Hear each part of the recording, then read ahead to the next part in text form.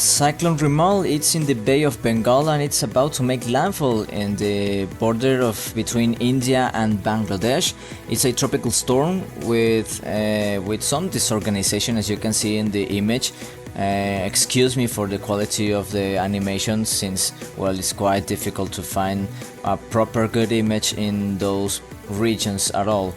But well, as you can see, there's some rotation and quite some organization in the past few hours, which of course it's a signal of intensification and is expected to intensify furthermore in the next hours. Right now, 19.7 degrees north, 89.0 degrees east on its current location. Tropical storm right now. And the storm has sustained winds of 50 miles per hour with a pressure of 990 millibars, moving to the north-northeast approximately at 7 miles per hour.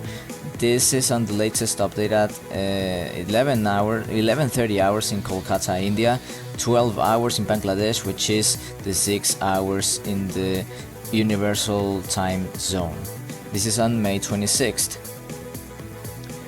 And well, the Cyclone Remal, it's expected to intensify furthermore in the next hours, possibly intensifying into a tropical storm with winds of 60 miles per hour or 65, could be even more. But so far, the Joint Typhoon Warning Center is predicting 60 miles per hour sustained winds before making landfall in the border between India and Bangladesh. And the current distances: 245 kilometers to the east of Paradip in India, 250 kilometers to the south of Kolkata in Bangladesh, 310 kilometers to the south of Kolkata in India, and 405 kilometers to the east-southeast of Chittagong in Bangladesh. We are in code orange right now, and well, it's expected to maintain. Well, we expect to maintain the code orange, and well, unless something strange happens with this cyclone. But so far, we are in code orange due to the proximity and the intensity of this cyclone right now. This is some spaghetti models projected by the GEPS. This is not quite updated. This is like the update of 12 Zulu, but still, it's a projection of what is going to occur with this cyclone. We can see that this cyclone has moved more to the north rather than to the north-northeast, which of course indicates that the storm it's going to make landfall in the border of India and Bangladesh, and not in Bangladesh as we are seeing on this particular model. But still, Bangladesh is going to receive all of the effects of this cyclone: high winds, extremely high storm surge, and of course waves in the coastal lines. The risk of flooding, it's really high, and it's expected to keep on that way in the next days, since the storm is so big, so broad, and the worst part of the system is located in the southern quadrants of the system. So of course, this is going to be a really dangerous situation for Bangladesh and the India border as well. Myanmar are receiving some effects of this cyclone, and the eastern part of India as well are receiving some effects from this cyclone. And the sea surface temperatures right now 31 degrees Celsius and pointing at 30, and well, aiming to become actually 32 degrees Celsius on the current location of the storm. The sea surface temperatures in the Bay of Bengal are extremely high, which has caused the system to intensify a little bit despite the wind shear that was present in the northern part of the storm, and as well the size of the system, which is extremely big for a cyclone in the Indian Ocean actually. The GFS model projection, as you can see, is expected to make landfall in the next 12 to 18 hours approximately, but still is going to maintain some convection and some organization in the next day after this update. So the risk of flooding and the risk of high winds and rain accumulations is going to be high, mainly in Bangladesh.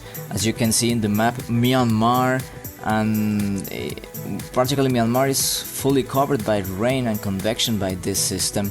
So of course it's going to be a really dangerous situation for those people in Myanmar as well, in Bangladesh and the West Bengal region in India too. And this is the projection of the GFS diagnostics about the wind speeds.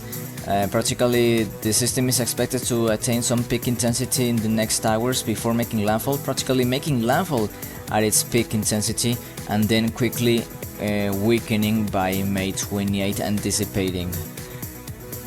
This is the wind shear level projection. As you can see, the wind shear was quite moderate on the northern quadrants of the storm, which prevented the system to organize a little bit and to maintain some convection, as you saw in the animation a little bit ago. So the wind shear is expected to decrease a little bit, and this is going to be a great opportunity for the storm to intensify a little bit before making landfall. And as you saw in the animation, the storm was quite getting more organized and more compact on its circulation, despite how wide and how broad the system is right now. And the wind shear levels are going to remain quite low on its end phase, on its life before dissipating.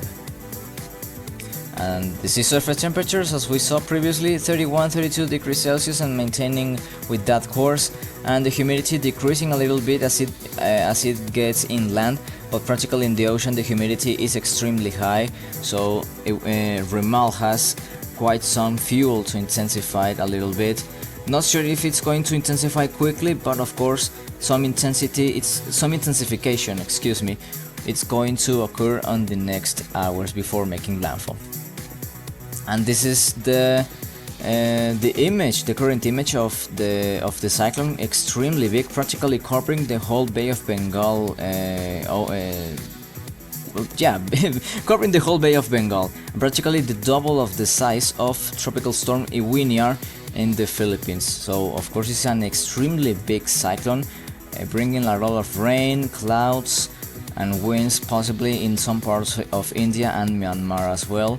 And of course Bangladesh, that it's going to receive the worst part of the system. That's all for now, and keep updated with more in our social media, in YouTube, in Facebook, Twitter, or well called X right now, and more in our website as well. Thank you and see ya in the next update. Become an Ultimate Fan today.